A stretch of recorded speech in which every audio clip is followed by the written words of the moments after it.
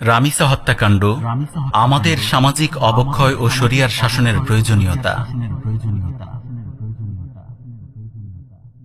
জিলহজের পবিত্র হওয়া আমাদের দ্বারে সমাগত। চারদিকে পশুর হাটের শোরগোল। পশুর রক্ত ঝরানোর উৎসবের ঠিক আগ মুহূর্তে এই বাংলার মাটিতে পশুর চেয়েও অথম কিছু নরপিশাচের হাতে ঝরে গেল ছোট বোন রামিসার তাজা রক্ত। কেবল এই একটি ঘটনাই নয়, সাম্প্রতিক সময়ের কিছু পরিসংখ্যান দেখা যাক। ঠাকুরগাঁওয়ে ধর্ষণের পর 4 বছর বয়সী শিশুকে হত্যা, প্রতিবেশী কিশোর আটক। ডেইলি সান বাংলা, 14 মে 2026। মুন্সিগঞ্জে শিশুকে ধর্ষণের পর হত্যার অভিযোগ, আটক এক। দ্য ডেইলি স্টার বাংলা, 16 মে 2026। দুর্গাপুরে অপহরণের পর শিশুকে হত্যা, লাশ নিয়ে স্থানীয়দের সড়ক অবরোধ। কালের কণ্ঠ, 17 মে 2026। মিরপুরে শিশুকে ধর্ষণের পর গলা কেটে হত্যা, যুগান্তর, 19 মে 2026। লক্ষ্য করুন, মাত্র 6 দিনের ব্যবধানে 4 জন শিশুকে ধর্ষণ করে মেরে ফেলা হয়েছে। বাংলাদেশে ধর্ষণ ও ধর্ষণ পরবর্তী হত্যাকাণ্ড একটি স্বাভাবিক ঘটনায় পরিণত হয়েছে। বিশেষত যৌনতা কেন্দ্রিক অপরাধ নিত্যদিনের চিত্র বলা যায়।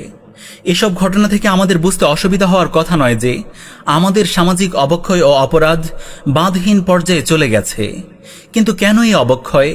কেন কয়েকদিনের নীরবতার বিরতিতে আমরা এইসব ঘটনার বিচার চেয়ে সরব হই, আর তারপর আবার নীরবতার স্রোতে হারিয়ে যাই, যে নীরবতার আড়ালে আবারও ঝরে পড়ে কোনো নিষ্পাপ শিশুর রক্ত? মূলত রামিসার বাবা এর পেছনে থাকা একটি সত্য বলে দিয়েছেন। তিনি বলেছেন, আমি বিচার চাই না, কারণ আপনারা বিচার করতে পারবেন না। আপনাদের বিচার করার কোনো রেকর্ড নাই।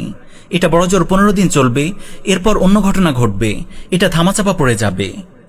অপরাধীর অপরাধ প্রমাণিত হওয়া কিংবা অপরাধী নিজেই স্বীকারোক্তি দেওয়া সত্ত্বেও এই সেকুলার রাষ্ট্র ব্যবস্থা সেই অপরাধের যথোপযুক্ত বিচার করছে না।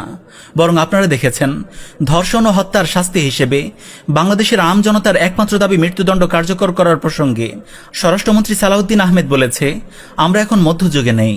অর্থাৎ ধর্ষণ ও হত্যার শাস্তি মৃত্যুদণ্ড কার্যকর করাকে তারা বলছে মধ্যযুগীয় আইন। এখানে মধ্যযুগীয় আইন বলতে তারা আসলে ইসলামী শরিয়ার আইনকে বুঝিয়েছে। তারা মধ্যযুগীয় আইন চায় না, বরং নিজেদের মনমতো আধুনিক আইন প্রণয়ন করতে চায়। জেনে রাখুন, বিশ্বজাহানের স্রষ্টা আল্লাহ সুবহানাহু ওয়া তাআলার নির্ধারণ করা শাস্তি কখনোই মধ্যযুগীয় বর্বর আইন হতে পারে না। বিচারিক কাজে কর্তৃপক্ষ দাবি করা একজন আইনজীবীর বক্তব্য আমরা দেখেছি, যেখানে তিনি বলেছেন, এই ধরনের অপরাধের ক্ষেত্রে কোনো আইনজীবী না পেলেও বিচারিক প্রক্রিয়ায় রাষ্ট্রের পক্ষ থেকে অপরাধের জন্য আইনজীবী দেওয়া হয়। এসব বাস্তবতা থেকে আমাদের সামনে আধুনিক সেকুলার আইনি কাঠামোর সীমাবদ্ধতা এবং বিচারহীনতার কয়েকটি মৌলিক ও কাঠামোগত কারণ স্পষ্টভাবে ফুটে ওঠে। কাঠামোগত উদ্দেশ্য ও দর্শনের ত্রুটি। আধুনিক রাষ্ট্রে আইন মূলত ন্যায় বিচার প্রতিষ্ঠার চেয়ে রাষ্ট্রের শাসনযন্ত্র পরিচালনা এবং মানুষকে নিয়ন্ত্রণ করার হাতিয়ার হিসেবে ব্যবহৃত হয়। এই ব্যবস্থাটি আমলাতান্ত্রিক এবং নৈতিকতা থেকে বিচ্ছিন্ন। এছাড়া এই আইনি কাঠামোর ভিত্তি মূলত কলোনিয়াল ও ঔপনিবেশিক ফ্রেমওয়ার্ক, যার মূল লক্ষ্য ন্যায় বিচার নিশ্চিত করা নয়, বরং জনগণকে নিয়ন্ত্রণ করা। পুলিশ ও প্রশাসনের দুর্নীতি এবং রাজনৈতিক প্রভাব। পুলিশ বাহিনী সাধারণত রাজনৈতিকভাবে প্রভাবিত এবং দুর্নীতিগ্রস্ত হয়ে থাকে। তারা জনগণের সেবার পরিবর্তে ক্ষমতাসীনদের রক্ষা করাকে প্রাধান্য দেয়। ফলে অনেক ক্ষেত্রে অপরাধীরা ধরা পড়ে না, অথবা ধরা পড়লেও পার পেয়ে যায়। দীর্ঘসূত্রিতা ও আমলাতান্ত্রিক জটিলতা। প্রচলিত সেকুলার বিচার ব্যবস্থা অত্যন্ত ধীর গতির এবং অকার্যকর। একটি মামলা শেষ হতে কয়েক বছর, এমনকি কয়েক দশক পর্যন্ত সময় লেগে যায়। আধুনিক আইন ন্যায় বিচারের চেয়ে আইনি প্রক্রিয়া বা প্রসেসকে বেশি প্রাধান্য দেয়, যা ন্যায় বিচারকে বিলম্বিত করে। শাস্তির ভয়ের অভাব। অপরাধীদের মধ্যে শাস্তির কোনো কার্যকর ভয় কাজ করে না। বিচারে সাজার হার অত্যন্ত কম এবং একাধিক আপিলের সুযোগ থাকায় শাস্তি কার্যকর হতে অনেক দেরি হয়। এছাড়া আইনের ফাঁকফোকর ও রাজনৈতিক বা প্রশাসনিক যোগাযোগ ব্যবহার করে অপরাধীরা সহজেই বেরিয়ে আসে। বিদ্যমান কাঠামোয় ন্যায় বিচার পাওয়ার চেয়ে আমলাতান্ত্রিক নথিপত্র ও দীর্ঘসূত্রিতার ফাঁদে আটকে পড়া ভিকটিমদের জন্য একটি নিষ্ঠুর পরিহাসে পরিণত হয়েছে। নৈতিক ও সামাজিক অবক্ষয়। আধুনিক সেকুলার ও লিবারেল আইনি কাঠামো সামাজিক ও নৈতিক অবক্ষয় রোধ করতে ব্যর্থ হয়েছে।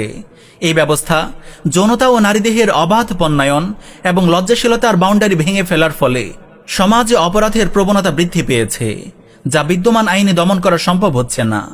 বিকৃত যৌনাচারের পর্নোগ্রাফি যেন এখন হাতে হাতে। স্মার্টফোন, রাস্তাঘাট কিংবা টিভি, সর্বত্র নারীদেহের উন্মাদ ও আকর্ষণীয় প্রদর্শনী আর যৌন সরসরিমূলক চিত্রের ছড়াছড়ি।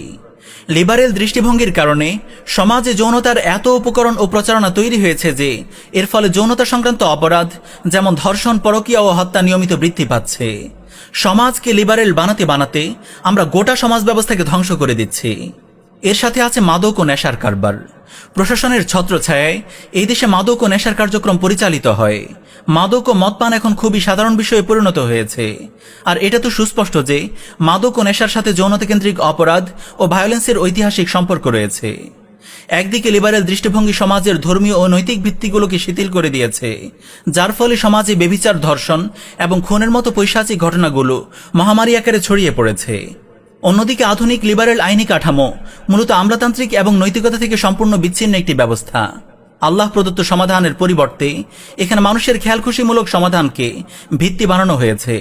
মানুষের প্রতি প্রকৃত ইনসাফের পরিবর্তে আধুনিক সেকুলার বিশ্বের ধারাবাহিকতা ও শোষণ চালিয়ে যাওয়া এই ব্যবস্থার প্রধান লক্ষ্য, যেখানে আল্লাহর আইনকে বর্বর, উগ্র, সন্ত্রাস ও প্রতিপক্ষ বানিয়ে রাখা হয়েছে এবং যে কোনো মূল্যে শরীরী শাসন কাঠামোর বিরুদ্ধে প্রতিরোধকেই প্রধান লক্ষ্যে পরিণত করা হয়েছে।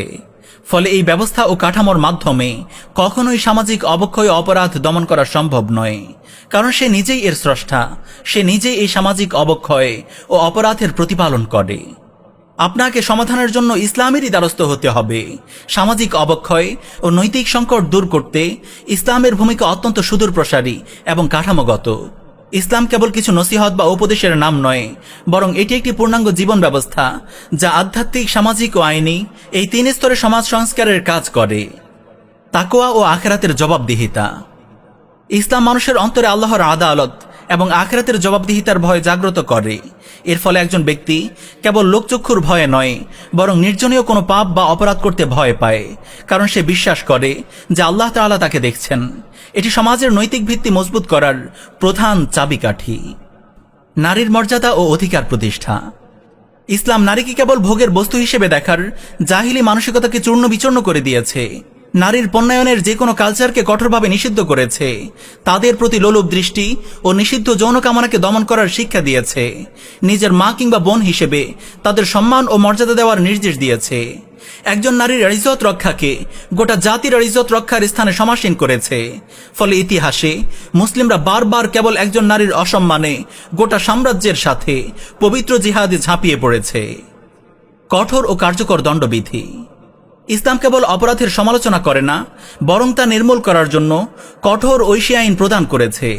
হুদুদ ও কেসাসের আইন সমাজে অপরাধীর মনে ভয় তৈরি করে, যা নিরপরাধ মানুষের জীবনের নিরাপত্তা নিশ্চিত করে।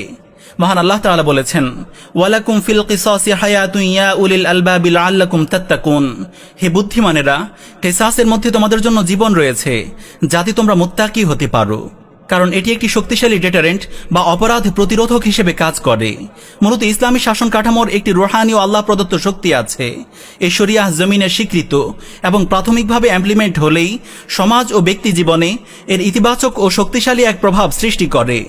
মানুষের নৈতিকতাকে এক উঁচু স্তরে নিয়ে যায় এবং অপরাধের মাত্রা কমিয়ে আনে। ফলে পুরো সমাজ যেন জীবন্ত হয়ে ওঠে। দ্রুত ও ন্যায়বিচার ভিত্তিক বিচার ব্যবস্থা।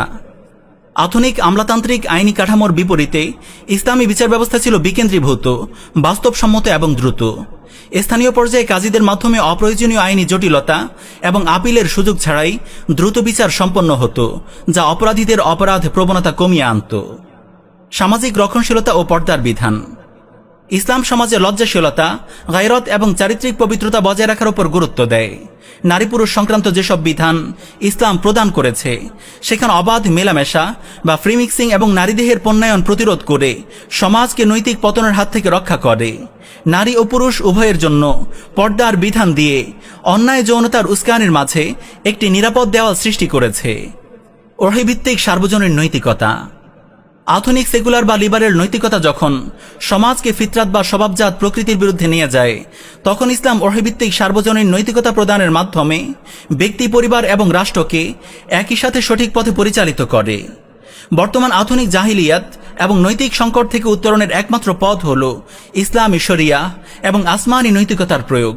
ইসলামের এই সমন্বিত ব্যবস্থা একদিকে যেমন সমাজের ব্যক্তিদের মাঝে নৈতিক মূল্যবোধ ফিরিয়ে আনবে, অন্যদিকে রাষ্ট্রের বিচারহীনতার সংস্কৃতি দূর করে একটি নিরাপদ ও স্থিতিশীল সমাজ বিনির্মাণে সক্ষম হবে।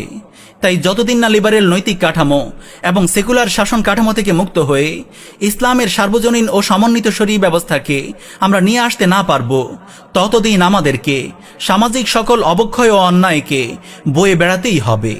আল্লাহ তাআলা আমাদেরকে বোঝার তৌফিক দান করুন। আমিন ইয়া রাব্বাল আলামিন।